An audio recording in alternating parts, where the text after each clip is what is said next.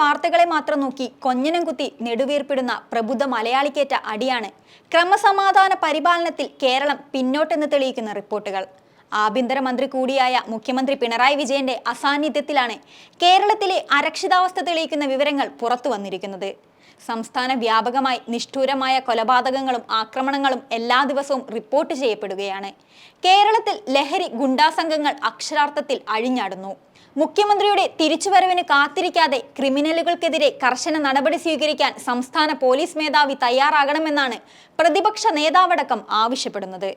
മുഖ്യമന്ത്രി പിണറായി വിജയന്റെ നേതൃത്വത്തിൽ LDF സർക്കാർ അധികാരത്തിലേറിയ 2016 മുതൽ 2022 വരെയുള്ള 6 വർഷത്തിനിടെ സംസ്ഥാനത്ത് നടന്ന ബോംബ് ആക്രമണ കേസുകളുടെ വിവരങ്ങൾ ഞെട്ടിപ്പിക്കുന്നതാണ്. കൊടും ക്രിമിനലുകൾക്ക് കുട ചൂടുന്ന ഇടത് സർക്കാർ നയമാണ് വെളിച്ചത്താവുന്നതെന്ന വിമർശനം ഉയർന്നു കഴിഞ്ഞു. കേരളത്തിൽ കഴിഞ്ഞ 6 വർഷത്തിനിടെ 431 ബോംബ് ആക്രമണങ്ങളാണ് നടന്നത്.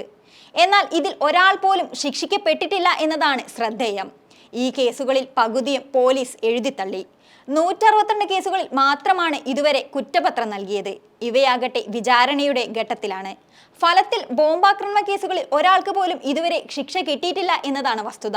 ഇത്രയധികം കേസുകൾ ഉണ്ടായിട്ടും പല കേസിലും ഭരണകക്ഷിയിൽപ്പെട്ടവർ ഉൾപ്പെട്ടതോടെയാണ് പോലീസ് മെല്ലെ പൊക്കുനയം സ്വീകരിച്ചു തുടങ്ങിയത്. ആദ്യം അന്വേഷണം തുടങ്ങിയ പോലീസ് കുറ്റപത്രം നൽകാറായതോടെയാണ് മലക്കം മറിഞ്ഞത്. പലപ്പോഴും ഉന്നത ഉദ്യോഗസ്ഥർ അന്വേഷണ സംഘത്തിനുമേൽ സമ്മർദ്ദം ചെലുത്തിയാണ് കേസുകൾ അട്ടിമറിച്ചത്. ബോംബാക്രമണ കേസുകളുടെ എണ്ണം ഒരു വശത്ത് വർദ്ധിക്കുമ്പോൾ മറുവശത്ത് ഗുണ്ടകളുടെ അഴിഞ്ഞാട്ടവും പെരുകുകയാണ്. പ്രതിഷേധവും പത്രവാർത്തകളും നിറയുമ്പോൾ ആരുടെയോ കണ്ണിൽ പൊടിയിടാൻ ഗുണ്ടാവേട്ട എന്ന പേരിൽ പോലീസും ആഭ്യന്തര വകുപ്പും ഒത്തുചേർന്ന് നാടകവും കളിക്കുന്നു.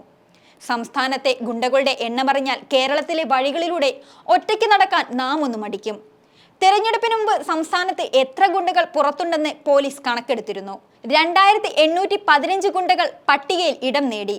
2022 അവസാനം പോലീസ് തയ്യാറാക്കിയ ലിസ്റ്റിൽ 2272 ഗുണ്ടകളാണ് ഉണ്ടായിരുന്നത്. ഗുണ്ടകളുടെ എണ്ണത്തിൽ ഇത്രയധികം വർധനവുണ്ടായിട്ടും ചെറുവിരൽ അനക്കാൻ പോലും ബന്ധപ്പെട്ട അധികാരികൾ തയ്യാറായില്ലെന്നതാണ് ദുരവസ്ഥ.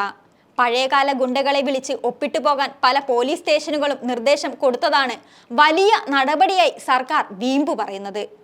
ഒരു പതിറ്റാണ്ടിനിടെ കേരളത്തിൽ കൊലപാതകം ഉൾപ്പെടെയുള്ള ഗുരുതര കുറ്റകൃത്യങ്ങൾ ഏറ്റവും അധികം റിപ്പോർട്ട് ചെയ്തത് 2023 ശേഷമാണ്.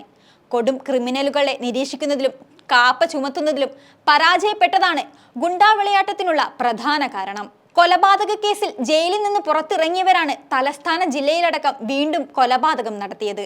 നാഴികയ്ക്ക് 40 വട്ടം നമ്പർ 1 ലേബലിൽ പൊതിയുമ്പോഴും സംസ്ഥാനത്തിന്റെ ക്രമസമാധാന നിലയുടെ യഥാർത്ഥ ചിത്രം ഇതാണ്.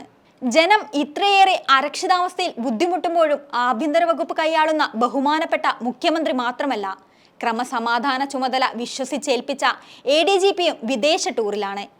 ADGP MR അജിത് കുമാറാണ് 10 ദിവസത്തേക്ക് സിംഗപ്പൂരിൽ അവധി ആഘോഷിക്കുന്നത്.